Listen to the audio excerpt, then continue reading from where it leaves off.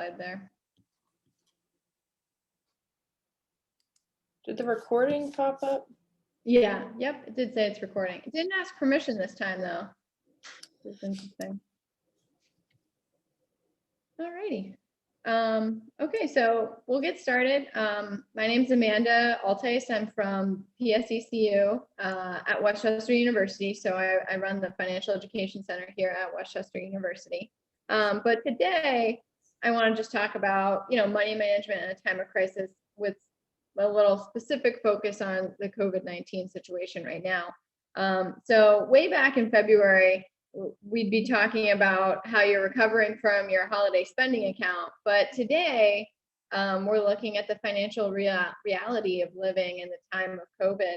And we're going to cover some topics today that are going to help you weather that storm. So if you could go to the next slide, please. Money management in times of crisis. If you could just tap 3 times to bring up those 3 points for me, thank you. Because we're all living through a crisis right now, we need to be prepared for that rainy day because it's pouring. 3 things that I think you guys should all be considering are reducing expenses and cutting spending. Thinking about what to do if you can't afford necessary expenses. And then protecting your identity and protecting your credit. These are all really critical pieces to the puzzle that are going to help you endure in this time of crisis. Next slide, please. Reducing expenses and cutting spending. Not the most fun part of this process. The first thing that you need to do is identify expenses. List all of your expenses. Refer to your existing budget, look at last year's statements, and consider fixed and variable costs. In addition to that, you should also figure out what your real income is right now and how much savings that you have. Also check into your state programs for extended unemployment benefits and know where to find these resources in case you need to use any of them. It's really critical right now to, even if you are lucky enough to still have your job, at least know the resources that are out there to help you in your time of need. Next slide, please. Reduce spending. Honestly identify what your wants are versus what your needs are, or vice versa, rather, what your needs are versus what your wants are. Consider ways to reduce spending on your needs. Are there bills that you can negotiate or shop around for? Is there a good time to, is it a good time to refinance some of your debts? And are there community resources out there, or do you qualify for any assistance? This is an interesting time for you to, really think about cutting out some of the wants, or at least reducing them, and reducing your needs expenses as well. Some simple ways to reduce spending may be reducing how much takeout food you have, cutting back on some subscription services. If you have Netflix and Hulu and Amazon Prime, figure out which one of those you really maybe don't need, because that's a major expense. Or even maybe think about cutting your cable altogether if all you're doing is streaming. And even something small like adjusting your thermostat to 2 or 3 degrees below or above where your comfort level normally is. That'll save you lots of money, and it's a relatively painless cut to your budget.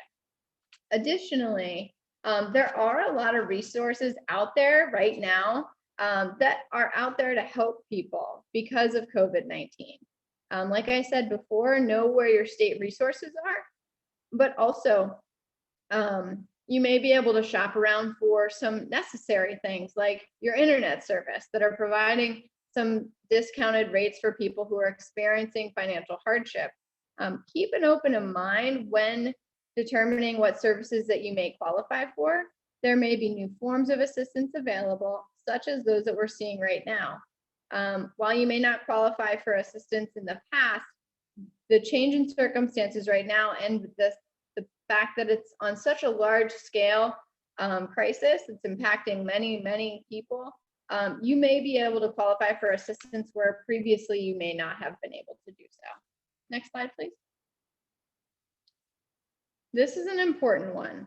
When you're thinking about your finances in a time of crisis, it's really easy to fall into the trap of making a quick decision to solve a short-term problem. Make sure that when you're making decisions about your personal finances in a time of crisis, you're considering all of the options and thinking about those short and long-term consequences of those actions. You may receive in the mail a credit card offer for 0% balance transfer with no payment for 90 days, for example. But in the small print, it says, yeah, you don't have to make a payment in 90 days, but if you don't pay that off within a certain amount of time, your interest rate goes up to 25%. So you may have saved a whole lot of money in that 3-month period of time, but on the back end, you're going to end up paying a lot more for that balance transfer than you were considering looking at it from a short-term perspective. So that's something really to think about.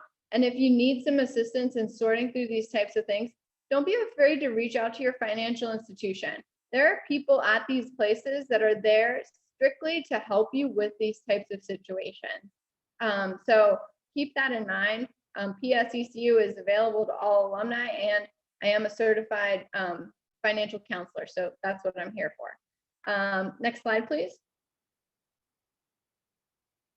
So this is another hard one. What to do if you can't afford your necessary expenses? We talked about some of the resources that are available to you out there, but in the event that you are still, even with these resources, you're still not able to afford your necessary expenses, it's really important that you reach out to your lenders before you miss a payment. Let me say that one more time. It's really important that when you figure out you're not going to be able to afford a necessary expense, please reach out to your lenders before you miss a payment. Review all of the options with your lender.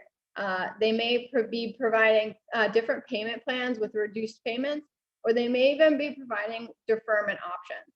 Look at these options though, and figure out if, even if you get a deferment where you don't have to make a payment for a series of months, what the terms are. Will it just add extra payments to the back end of that loan? Or are they requiring that you pay the whole outstanding balance of those deferments in one lump sum payment? It's really important to know the fine print and don't take the attractive option first. You need to understand the consequences of these actions. Next slide, please. And also, if you have any questions throughout this process, this is a lot of information and it's a really scary time. So if you want to raise your hand or put something in the chat, please feel free to do so at any time. Now we're going to talk about how to protect your credit and your identity. Like I said before, protecting or letting your lender know that you're having problems with meeting your financial obligations is important because it could end up preventing negative marks on your credit by avoiding missed payments. By coming up with an alternative payment plan, you're not going to be missing payments and you're going to be maintaining that high credit score that you worked so hard to get. You could click one more time, please. Decline offers that make payments easier now, but may put you at risk for financial distress in the future. Like I said before, it's so important, especially in a time of crisis, for you to be making sound decisions throughout this time period.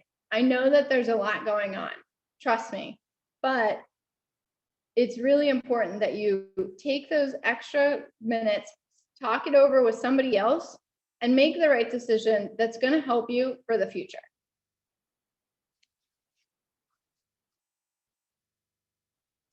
And I think you could hit probably a couple more times. Yeah, there's a bunch of stuff in there. Yep, keep going. Yep, and one more. There you go. Thank you.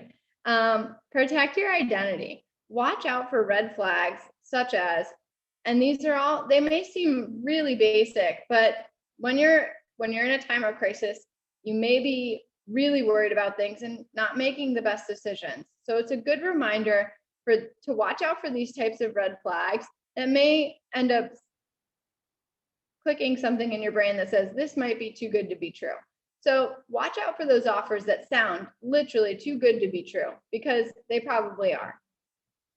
Watch out for required wire payments, phone calls, or other requests for your financial account numbers and your PINs, an unusual sense of urgency by anybody that's contacting you, and then emails or text messages requiring you to click on links to verify or enter personal information.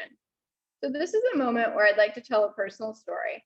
My sister-in-law recently received a phone call from somebody that was claiming to be a police officer and letting her know that she had missed a court date for, she was supposed to be a witness at somewhere, and she needed to pay a fine because she missed it, and then sent her on a wild goose chase. She's fully employed, really no stress, but it's just such a weird time, especially because she's a nurse. So she fell for this scheme, and then they had to end up closing and reopening all of their accounts. So even people that are thinking clearly can fall for these silly tricks. And it's just really lucky that she was safe and they didn't lose any money because of that. Next slide, please. So this is a lot of information to jam into a 20-minute session. So at this point, I'd like to ask you if you have any questions that you'd like, or if you'd just like to talk about anything specifically about COVID-19, managing your money in a time of crisis, or just managing your money in general.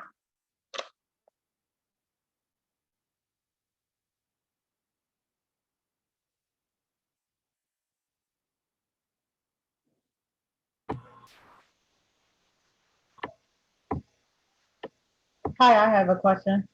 Okay, hi, Melissa. Hi, how you doing? Good. So I think it was a very helpful and great presentation. And of course, with everything that's going on with COVID, it is really hard to, budget and, save money. Yeah. And I know for me, the biggest challenge is spending and like budgeting. Do you have any tips that can help with it? Yeah. So I love to budget. It's like my nerdy pleasure. But so what I did when I started my personal budget was I took a look at all the expenses that I knew I was going to incur on a monthly basis. So that included at the time rent, my student loan payments, a car payment, my groceries, my cell phone bill, all of that stuff. I figured out basically a guesstimate as to a pretty hard guesstimate, because I looked at receipts and all of that stuff and entered that into an Excel spreadsheet for the monthly basis. And then what I did there is, because I got paid on a biweekly basis, what I did is I split the stuff that was a fixed payment. So rent, insurance, cell phone bill, all that stuff. And every paycheck, I diverted the fixed amount to a separate checking account that would just be for paying those bills specifically. And then the rest of it would be like discretionary for groceries and gas and my dog food. And so that was really helpful for me, because the money that was meant for paying my big bills, student loans, all that stuff, rent, all that stuff, that was already set aside, and I didn't see it every day. So I didn't spend it. Like, I didn't mix those bills with the money that I could spend. I found that to be super helpful for myself, and I still use that system. And I've told other people to start doing that. So essentially you're paying your monthly bills on a biweekly basis. It really helps you to feel a lot more confident in the way that you pay your bills. But it also never makes it so that one whole paycheck goes to all of your bills and then the other paycheck is for fun, because that's a really dangerous place to be in, because if there's an emergency, you will start to run into problems. Like if you go to get your car inspected and it's $700 every single time, that's going to be really hard if you're not careful with your money. So I always suggest having 2 separate checking accounts specifically for that reason, because I know that it really helped me from personal experience, but it really does have to be kind of your own system. But also having an Excel spreadsheet is really eye-opening, because for me, I like seeing how much I was spending every 2 weeks on groceries, you know, random other stuff, and then seeing how much that money was or added up for the whole year. So I saw how much my rent was for the whole year, how much I paid in student loans for the whole year, everything I saw for the entire year. And I was like, wow, that's really incredible to see how much money I spent on these things.